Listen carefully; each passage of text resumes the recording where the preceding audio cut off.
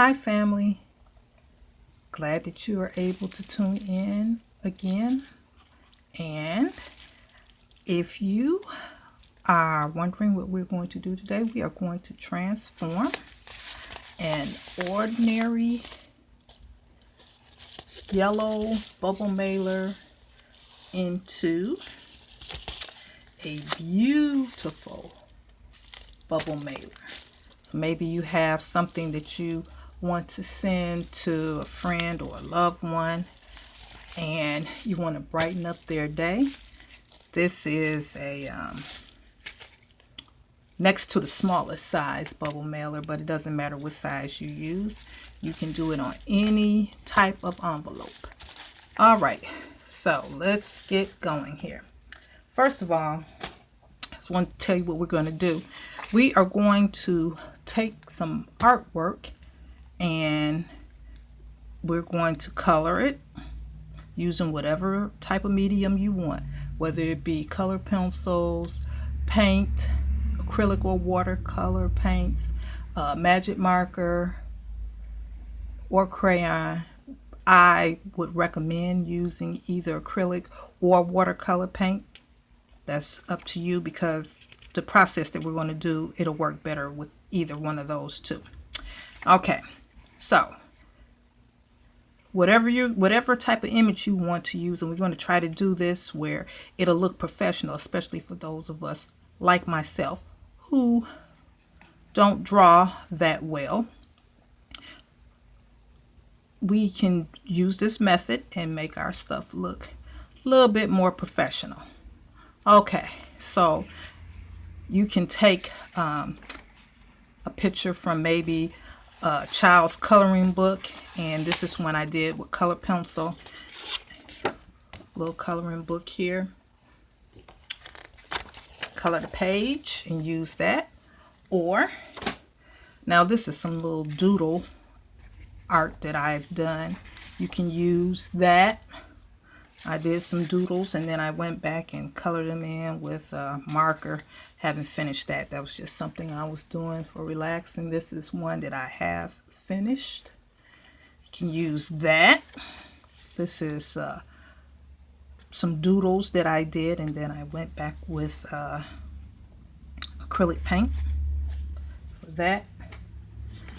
Now, this is an envelope. This is not a bubble mailer that I did draw on. This was freehand, but I used color pencils and it's too shiny for me with the pencils. And then I know that this pencil will move once I put some Mod Podge or something on there to seal it. So whatever you're using, whatever type of medium you're using, type of paint or marker or whatever, make sure it's something permanent and make sure that it's something that won't bleed or move once you apply your sealant to it. Okay, and here you still have room up here at the top for your return address, the mailing address, and room for your postage. Okay, or you can take some stencils like these here and stencil over your envelopes, and you don't have to use mailer envelopes. You can use ordinary like envelopes for cards and letters, and make sure again that you leave space for your return address and the mailing address and postage. Now this is an envelope that I made myself. I made the envelope. Actually, no, this is not one that I made. I made one just like this one. I obviously used it. I can see up here. This is the one that I used for the template. But I used some templates that I made and I placed them on here and then I traced around them. This was something I was going to use in the fall, but I didn't. I made this like last fall. I ended up not using it. Probably, the Lord say the same, I might use it this year. But anyway, I traced it with pencil and then I can go back and paint in all of my drawings and finish it up. The only issue is that once I would have to put, mailing labels on here and postage. So, but I wouldn't mind that. But for today's purposes, we are going to use some ordinary children's coloring book pages. So I buy children's coloring books. You can use an adult coloring book, whatever you want to use. And I prefer to use watercolors. And I am going to paint in my picture. And today I am choosing to use this particular picture here. And I'm going to, excuse me, go in and paint this in with my watercolor. So we'll get that set up and I'll be right back. Okay, so we are going to get started. I have my paint palettes. I'm using a Play School children's watercolor paint palette. And then I believe this is Imagine or Basics watercolor paint palette. I'm going to put this over to the side because I need to have enough room to paint. Alrighty, so get started here. I guess I'm going to start with this leaf. With the leaves here. So I got me 2 things of water so I can keep my water clear. Let's see what we're doing here. Got to wet my brush some more. So I'm going to do these leaves, this green here. And I don't use the brushes that come with these paint sets to paint with. I use those for when I want to glue something.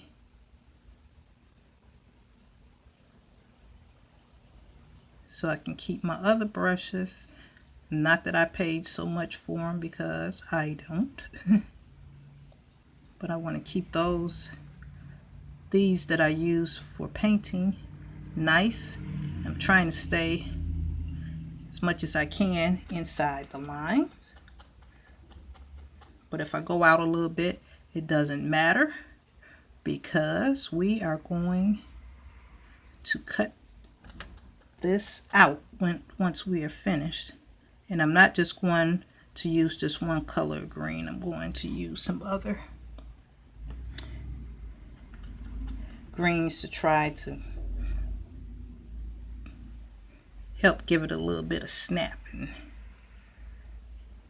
make it look good. So this is just me getting started with this. So I hope that you guys will find this fun and interesting and that you will try it. And if you want, you can go back and replay this video and then we can just do this together. Alrighty, I am going to finish out my flower and then I'll be right back. Okay, so we have finished painting in our image, and as I said before, I used watercolors. So what I'm getting ready to do now is I'm going to go back and go over the outline of my image, and then I'm going to cut it out.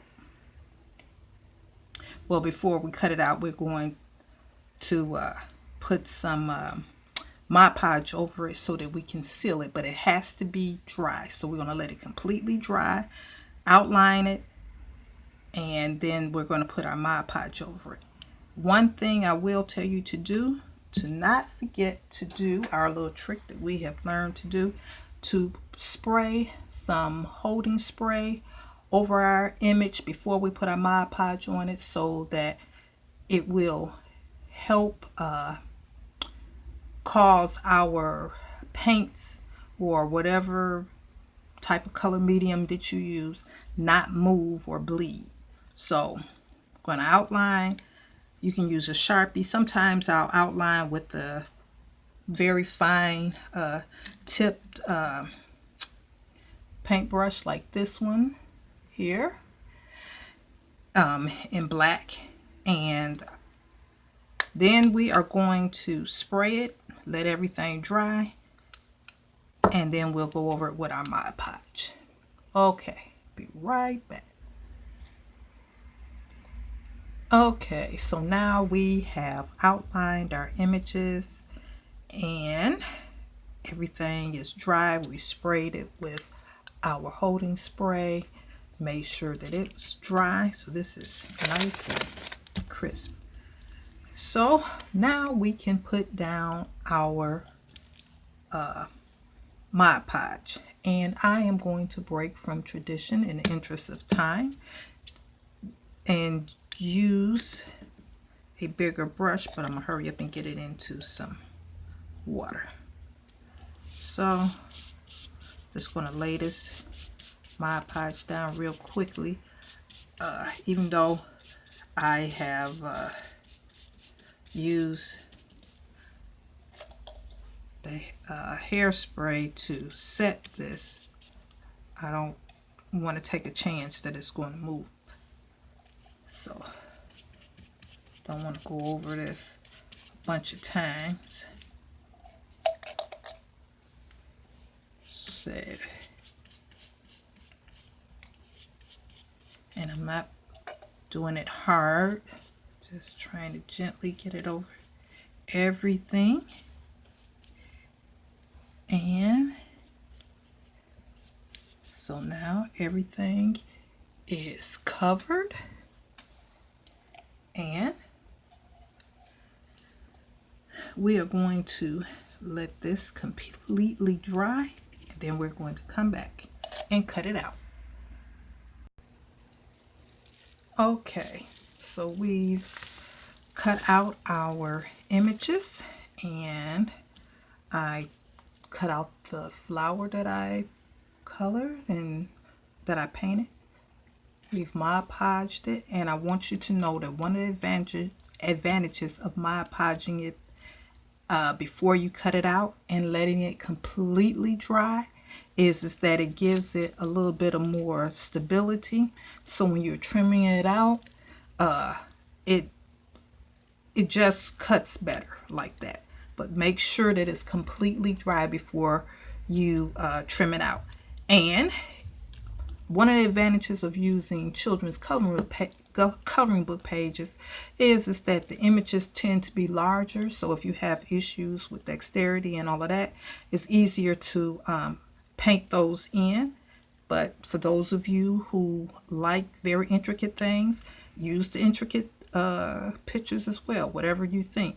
I used this bumblebee, and then I've had this dragonfly from another page. So you can take images from different pages and put them together to create a scene, or you can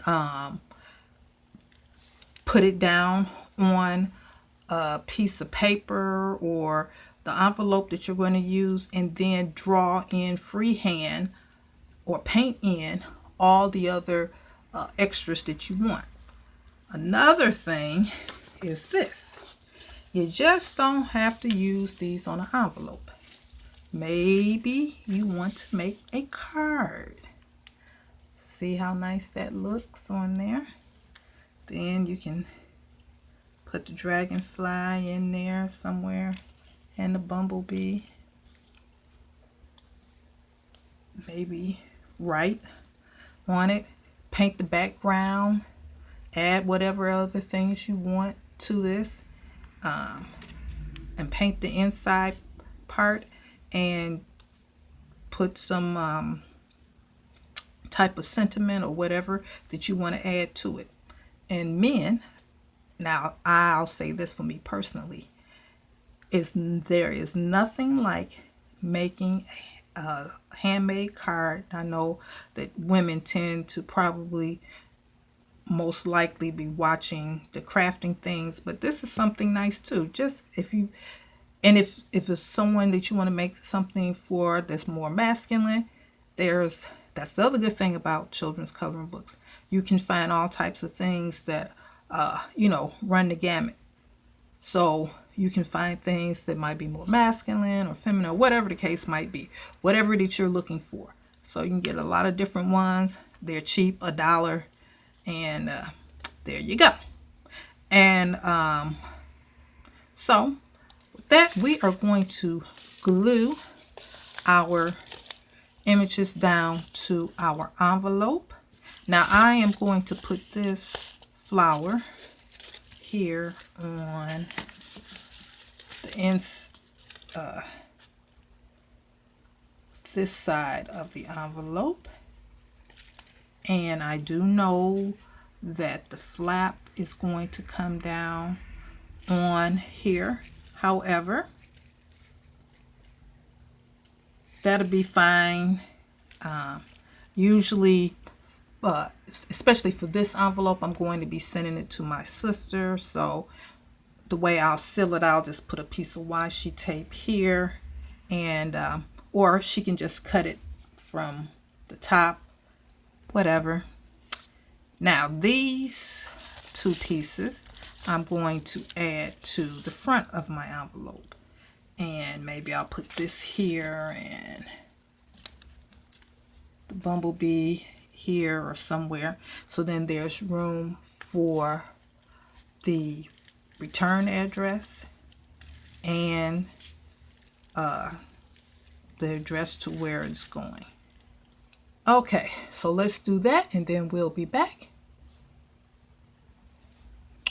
Okay, one thing I meant to mention, when you have an image that you want to put on the flap side of your envelope, the side that closes, take your image and put the flap down on the envelope like I have it here. The tape is still on the adhesive tape is still here. You can put a piece of wax paper or whatever, because we're not sealing the envelope yet. Glue your image down. Then you can take your scissor or an X-Acto knife and just cut right here in the crease where the envelope closes. Then lift it back up and make sure that you burnish everything down, your image down. So when you get ready to seal your envelope, your image will be on top, because you've cut it, and then the edges will meet right back up and the envelope will close. Your image will look almost seamless. Okay, so we're going to do that and then we'll be back. Okay, so we have glued down and Mod Podged our images, and they're dry. Separated the image so that we can use our flap on our envelope. So this is the flap side. I laid down my glued down my image with the flap down. Then I took my X-Acto knife after the image had dried and went under the edge of the flap and cut along that line. We did not glue down. We still have a little tape here so that you can still close your envelope once you are ready to use it. And on the other side, oops, turn around the right way. This is the little bee that we used and the dragonfly, so you still have room to put your postage and to put your return address as well as the recipient's address on there. So also I wanted to show something here. I don't know if you can see how I didn't just use one color of green watercolor paint. I used several colors of green, and then I added some yellow so that it could give it different tones. And we outlined it with the black Sharpie so it would make it pop. And a lot of times when people receive these from me, they actually think that I drew the picture on there. So it gives it a look that you actually drew it. So it makes you kind of look like you're a real artist. Got some skills. Even when you don't, or you just have minimal skills. Okay, one last thing and then we're done. There's a couple of things you can do when you want to address your envelope. Sometimes I will use some white acrylic paint or this antique white acrylic paint, and I will paint in the area where the recipient's address goes. Let that dry. Put some Mod Podge over it, and then use a permanent marker to put the address on it.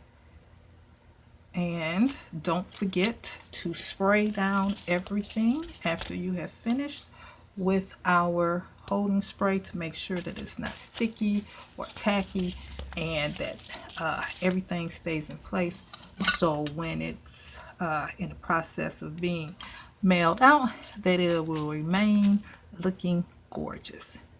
Okay, I hope you enjoyed it. This was fun for me. It's easy. I hope that you'll give it a try.